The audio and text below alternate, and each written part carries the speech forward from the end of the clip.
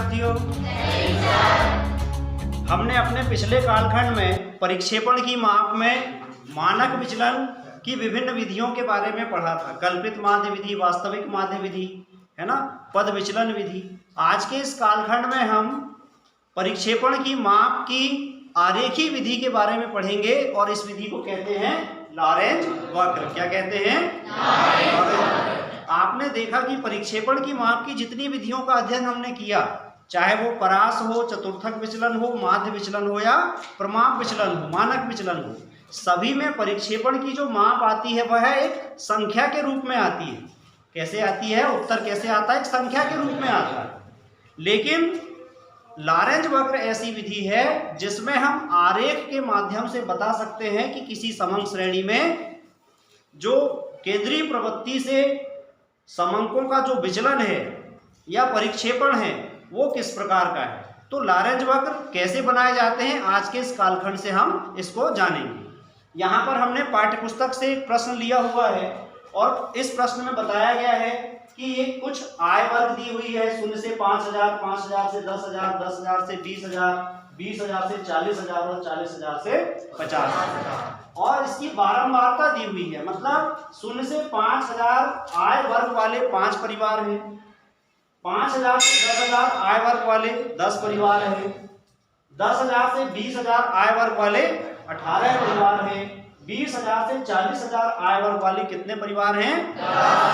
10 तथा 40,000 से 50,000 आय वर्ग वाले 7। ये समंक श्रेणी आपको दी हुई है। इस समंक श्रेणी से हमको क्या करना है? लॉरेंज वक्र की रचना करना है। तो कैसे करेंगे, उसके कौन कौन से चरण हैं, यहाँ क्रम से देखते हैं। सबसे पहले हम क्या काम करते हैं, यहाँ पर मध्य बिंदु ज्ञात कर लें। यहाँ पर जो वर्गांतर दिए गए हैं, इन वर्गांतर का हम क्या करते हैं? मध्य बिंदु निकालते हैं। तो जैसे 0 से 5,000, इसका इस वर्ग का मध्य बिंदु कितना होगा? 2,500।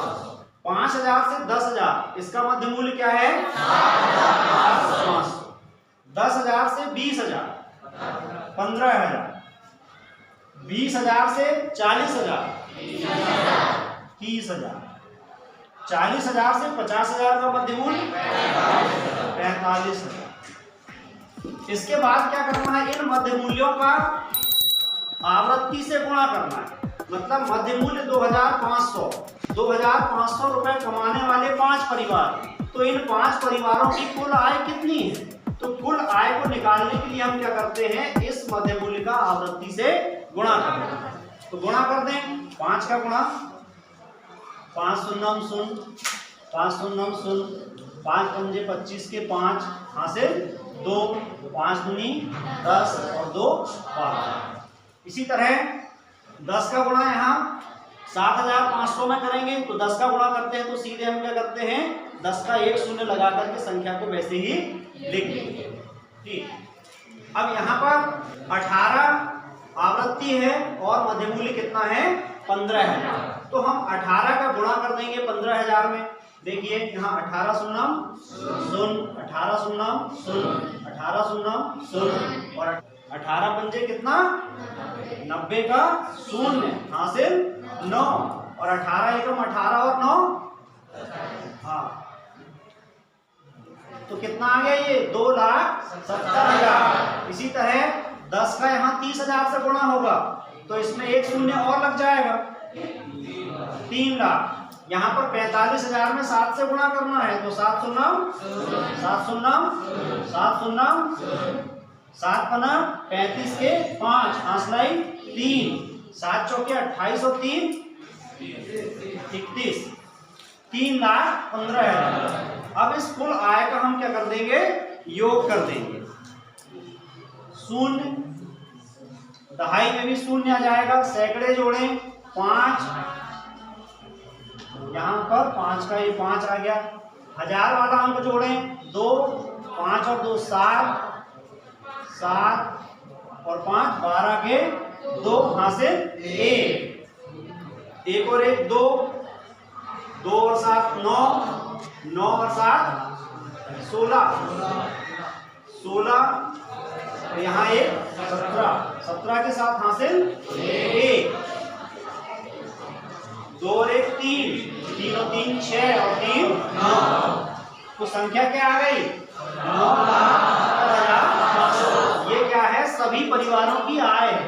क्या है ये? सभी परिवारों की आय। अब बारंबारता का भी योग कर लें। बारंबारता का योग करने से हमको ये पता चलेगा कि इस सर्वेक्षण में कितने परिवार हैं। तो यहाँ पर देखिए आप 5 और 8 13, 13 और 7 13 7 20, 20 का शून्य हासिल 2, 2 और 1 3 और 1 4 और 1 5। तो ये क्या आ गया? n, है ना। यानी इस समंग श्रेणी में कुल कितने पद हैं, कुल कितने परिवार हैं? 50 परिवार। ठीक है। अब बारंबारता का प्रतिशत निकालना है। बारंबारता का प्रतिशत निकालने के लिए देखिए यहाँ पर कुल बारंबारता कितनी है? 50 है। समझ लेना, कुल परिवार कितने हैं? 50 है। और यहाँ पर पहले वाले पद में वर्ग की बारंबारता कितनी है? 5 है। तो 50 का 5 कितने प्रतिशत, ये निकालना है। यहाँ पर बारंबारता का प्रतिशत मतलब 50 का 5 कितने प्रतिशत है। तो इसको कैसे निकालेंगे? यहाँ देखिए, चूंकि 50 में से 5 बारंबारता, ठीक है ना। किसकी बारंबारता? 2500 आय वाले परिवार की, यानी 2500 आय वाले कितने? 5 परिवार हैं। तो कुल बारंबारता का ये कितने प्रतिशत हुआ? तो 50 में से 5, इसलिए 100 में से तो कैसे निकालेंगे? 100 गुणा 5 के बटे 50 भाग कर दें। 1 शून्य से 1 शून्य कैंसिल कर दें, फिर 5 एकम 5, 5 एकम 5, तो कितना आ गया? 10। यानी 100 में से 10। अगर 50 में से 5 परिवार हैं तो स्वाभाविक है 100 में से कितने होंगे? 10 होंगे, है ना। तो बारंबारता का प्रतिशत यहाँ आएगा 10। इसी तरह 50 में से 10 परिवार, तो 100 में कितने परिवार? 20 परिवार, तो प्रतिशत आ गया 20। यहाँ पर 50 में 18 परिवार है, किस आय वर्ग के? 15,000 आय वर्ग के। तो 100 में कितने हो जाएंगे? 18 दूनी 36। इसी तरह 50 में 10, तो 100 में 20, और 50 में 7, तो 100 में कितने हो जाएंगे? 14 प्रतिशत। प्रतिशत का अगर आप योग करोगे तो ये 100 आएगा। 6 और 4 10 के शून्य हासिल 1, 1 और 1 2, 2 और 2 4, 3 7 3 10। तो ये कितना आ गया? 100। अब क्या करना है? कुल आय का प्रतिशत निकालना है। ये थोड़ा कैलकुलेशन आप इसका लंबा जाएगा, इसको समझ लेंगे। अब कुल आय कितनी है? 9,72,500। तो कुल आय का प्रतिशत यानी 9,72,500 का ये 12,500 कितने प्रतिशत, ये निकालना है। तो 9,72,000 में से 12,500 में से 12,500, तो 100 में से कितने? तो जबकि 9,72,500 में 12,500 आय है, तो 100 में कितनी आय होगी? प्रतिशत का मतलब ही है प्रति 100 पर। तो 100 में से कितना? इसके लिए हम क्या करते हैं? 100 गुणा 12,500 के बटे 9,72,500। अब इसके 2 शून्य से 2 शून्य कैंसिल कर दो। 12,500 में 9,725 का भाग करना है। तो अगर काटते बन रहा है तो काट देते हैं। 25 से काटते हैं क्या? 25 से काटते हैं। 25 पंजे 125 और 2 शून्य, ठीक है। इसको भी 25 से काट दें। 25 दिया 75। 97 में से 75 घटा दीजिए। 7 के माने 7 में से 5 गए 2, 9 में से 7 गए 2, 22। 22 पर अगला अंक उतार लो, कितना हो गया? 222। 222 में 25 का भाग कितनी बार जाएगा? 8 बार। 25 अट्ठे 200, कितने बचे? 22। 22 पर अगला अंक उतार लो, 225। 25 9 के 225। 500 बटे 389। अब 389 का आप 500 में भाग करो तो आपको ये जो पाठ्य पुस्तक में जो फिगर दिए गए हैं ना, ये फिगर आ जाएंगे।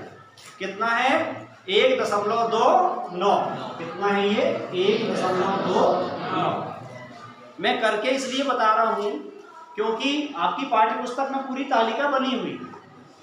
तालिका को देख के आपको समझ में आना चाहिए कि ये कैलकुलेशन कहाँ से आया। है ना। सवाल में सिर्फ कितना दिया है, जो समग्र श्रेणी है कितनी है, केवल वर्गांतर है और उसकी आवृत्ति है। ठीक है, ये दो चीज दी होती है किसी प्रश्न में। सतत श्रेणी का प्रश्न है, ये कौन सी श्रेणी है, सतत श्रेणी। सतत श्रेणी में वर्गांतर दिए होते हैं और साथ में क्या दिया होता है, बारंबार। ठीक है, वर्गांतर और बारंबार। तो बाकी का कैलकुलेशन आपको खुद को करना है, तो इसलिए मैं बता रहा हूँ आपको कि ये प्रतिशत कैसे आए। समझ में आ गया इतना। अब हम बाकी क्या करते हैं, समय को बचाने के लिए पाठ्य पुस्तक में जो फिगर दिए गए हैं उनको लिख लेते हैं। तो ये वाला पहले का प्रतिशत कितना आ गया, 1.29 है ना, 1.29। दूसरे की आय का प्रतिशत कितना है, 7.71, 7.71। फिर 27.76, 27.76। फिर आगे है 30.85, 30.85 और 32.3। ठीक है, और इन सबका अगर अपन योग कर दें ना तो ये भी कितना आ जाएगा, 100 आ जाएगा। अभी हमने जो सारणी 6.4 देखा, सारणी 6.4 से ही सारणी 6.5 बनी है, उसके आंकड़ों को 6.5 में लिया है। तो किन किन आंकड़ों को लिया है वो देख रहे हैं। सबसे पहले तो इसमें लिया है वर्गांतर। उसमें वर्गांतर क्या दिए थे, 0 से 5000 है ना। तो यहाँ पर से कम संचयी आरंभ, से कम संचयी बारंबारता दिखाई गई है, यानी 5000 से कम आय वाले कितने लोग, 10,000 से कम आय वाले कितने लोग और 20,000 से कम आय वाले कितने लोग। तो यहाँ पर वर्ग की उच्च सीमा को ही लिया गया है, यानी एक तरह से हमको यहाँ क्या बताना है, संचयी बारंबारता बताना है। और बारंबारता का जो प्रतिशत यहाँ पर 6.4 में आया है, बारंबारता का प्रतिशत ये 10, 20, 36, 20 और 14 ये निकाले थे ना हमने। जो बारंबारता दी थी वो 50 में से दी थी, सारणी 6.4 में है ना। हमने उसको 100 में से किया, यानी प्रतिशत में व्यक्त किया। तो बारंबारता क्या मिली, 10, 20, 36, 20 और 14। ठीक है, तो ये जो बारंबारता है इसकी हमको यहाँ पर क्या करना है, संचयी बारंबारता बनाना है। संचयी बारंबारता बनाना आपको पता है। संचयी बारंबारता कैसे बनाएंगे, जैसे ये 10 की 10 होगी, फिर इसमें अगली वाली बारंबारता जोड़ करके 10 और 20 30, फिर 30 और 36 को जोड़ करके 66, 66 में 20 जोड़ करके 86 और 86 में 14 जोड़ करके 100। तो ये जो संचयी बारंबारता है, संचयी बारंबारता को हम यहाँ कहाँ ले आए, सारणी 6.5। ठीक है, समझ में आया। अब इसी तरह संचयी आय, सारणी 6.4 में कुल आय का प्रतिशत दिया हुआ है, इसकी संचयी आय हमको कहाँ लिखना है, सारणी 6.5। ठीक है, अब संचयी आय देखिए 1.29, ये तो पहले वाले वर्ग के लिए से कम है, 5000 से कम वाले कितने हैं, 1.29। अब 10,000 से कम वाले में 5000 वाले भी जुड़ जाएंगे ना भाई, 10,000 से कम आय वाले में वो लोग भी जुड़ जाएंगे जिनकी आय 5000 से कम। ठीक है, तो यहाँ पर ये जुड़ गया, 1.29 में क्या जुड़ गया, 7.71। तो ये कितना आ गया, 9.00। ठीक, इसी तरह 9.00 में फिर ये फिगर जुड़ जाएगा 27.76। तो कितना हो गया, 36.76। अब 36.76 में ये वाले फिगर जोड़ेंगे 30.85, तो कितना हो गया, 67.61।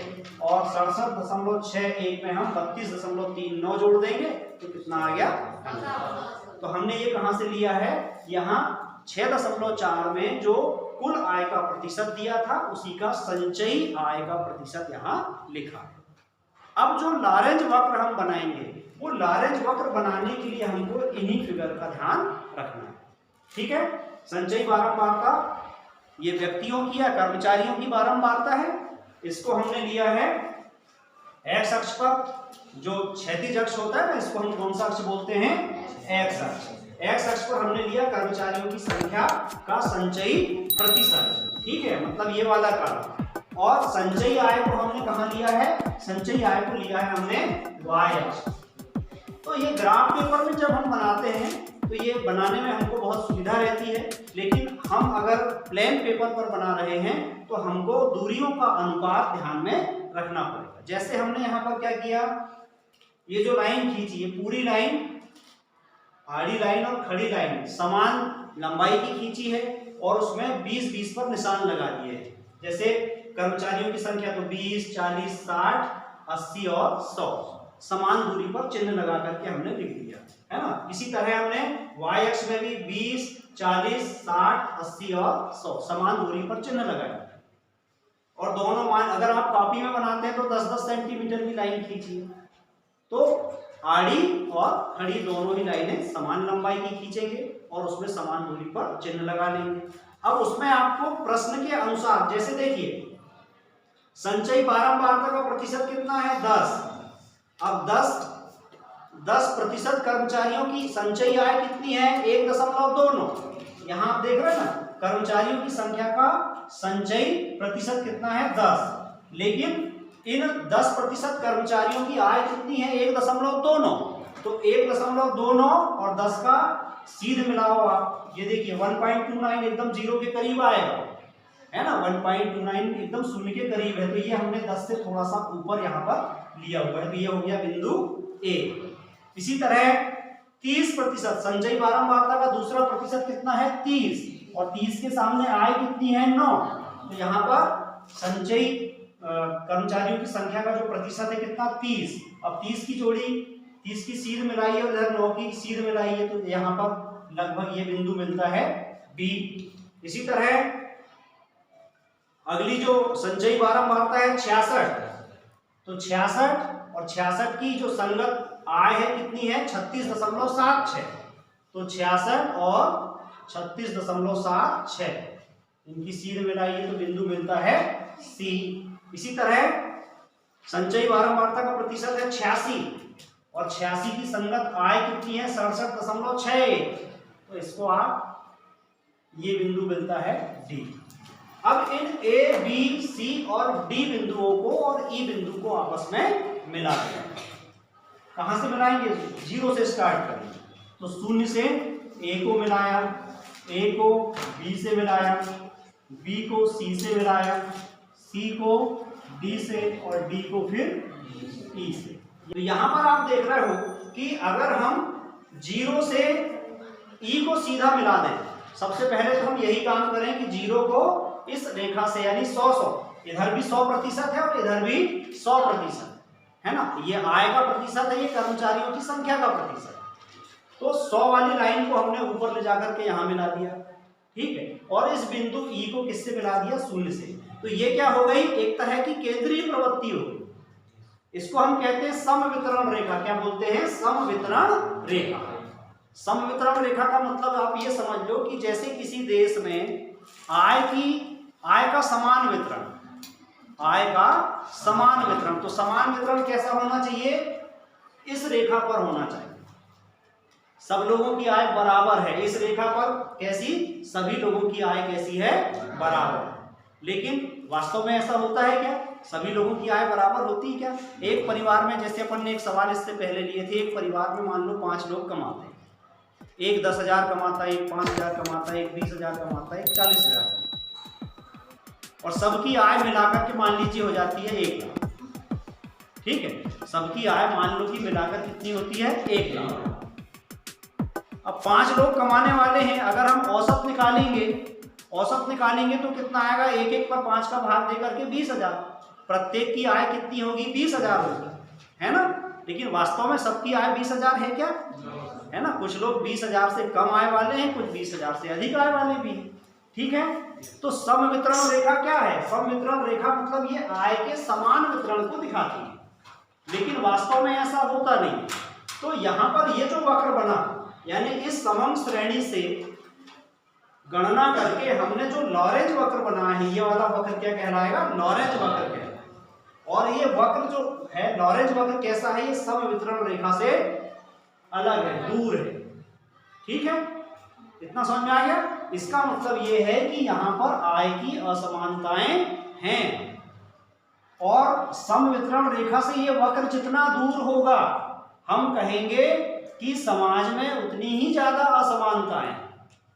अगर मान लीजिए ये कोई वक्र, अगर हम दूसरे आंकड़े लेते हैं, इन आंकड़ों के अलावा हम दूसरे आंकड़े लेते हैं, और उन आंकड़ों से अगर हम वक्र बनाते हैं तो मान लीजिए कि इस तरह का कोई वक्र बनता है।